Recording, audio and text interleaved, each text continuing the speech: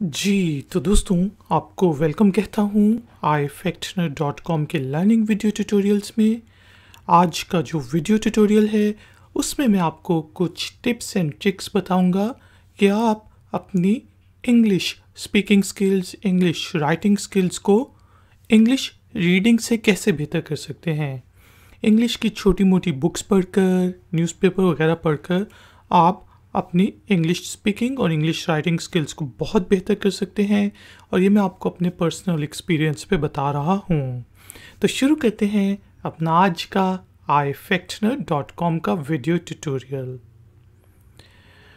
Basically जब हम बोल रहे होते हैं तो हमें इंस्टेंटली बोलना होता है।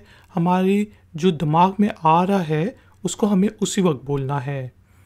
और शुरू में जब हम कोई भी नई लैंग्वेज, चाहे वो इंग्लिश हो, चाहे वो डच हो, चाहे वो फ्रेंच हो, बोलना सीख रहे हों, तो हम अपनी जो सबसे कंफर्टेबल लैंग्वेज होती है पहले उसके बारे में सोचते हैं और फिर हम बोलते हैं।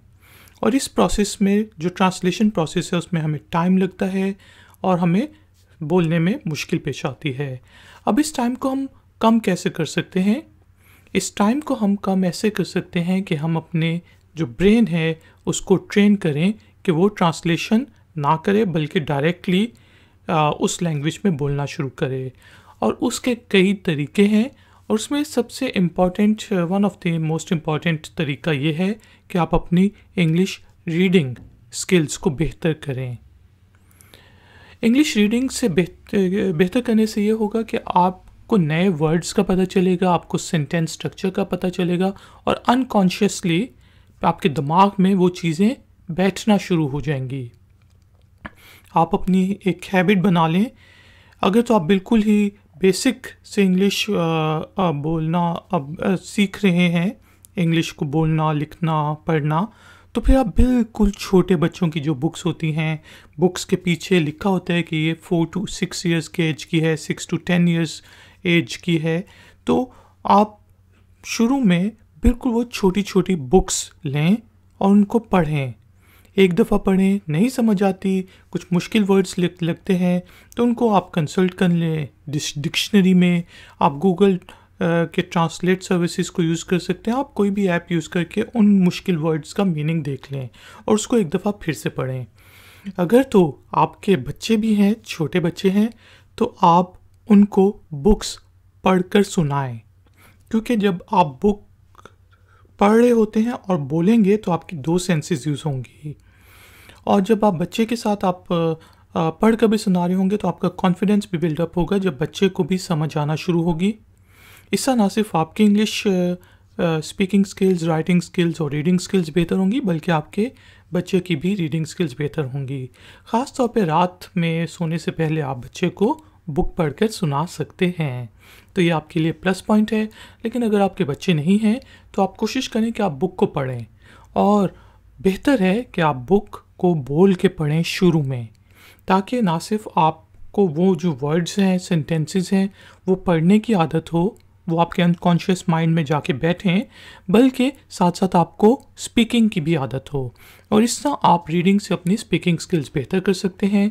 अगर तो आप न्यूज़ में इंटरेस्टेड हैं तो बजाय इसके कि आप अपनी लोकल लैंग्वेज के अंदर न्यूज़ पढ़ें, आप इंग्लिश का न्यूज़पेपर पढ़ने की आदत डालें।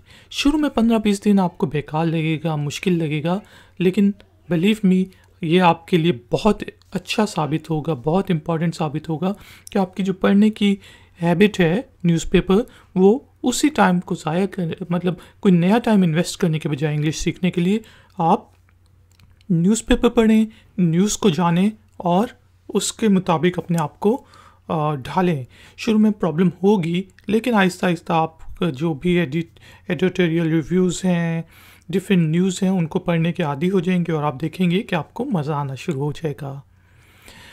नंबर 3, इसी तरह कि अगर आप लेट्स सपोज़ कोई वेबसाइट्स को विज़िट करते हैं तो आप कोशिश करें कि वो सारी की सारी वेबसाइट्स इंग्लिश में हों। उनको अगर आपने लैंग्वेज चेंज की हुई है तो आप उसको दोबारा इंग्लिश में कर लें और उसको पढ़ने की कोशिश करें इंग्लिश में। कंप्यूटर की सेटिंग्स अपने इंग्लिश में कर लें। अगर आपने कोई ऐप्स डाउनलोड की हुई हैं लोकल लैंग्वेजेस के अंदर तो उसको भी इंग्लिश में कर लें। कोशिश करें कि जो आप टाइपिंग करते हैं और जो पढ़ते हैं अपने दोस्तों के मैसेजेस, बजाय इसके कि आप ट्रांसलेट करके पढ़ें, उसको भी आप इंग्लिश में पढ़ें।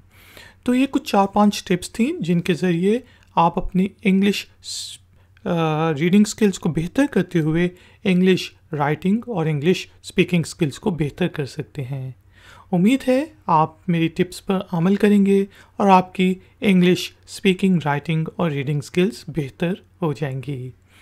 अगर तो ट्यूटोरियल पसंद आया है तो प्लीज़ लाइक का बटन ज़रूर प्रेस करें, मेरे चैनल को सब्सक्राइब करें और अगर आप नए हैं तो बेल आइकॉन को प्रेस कर दें सब्सक्राइब करने के बाद।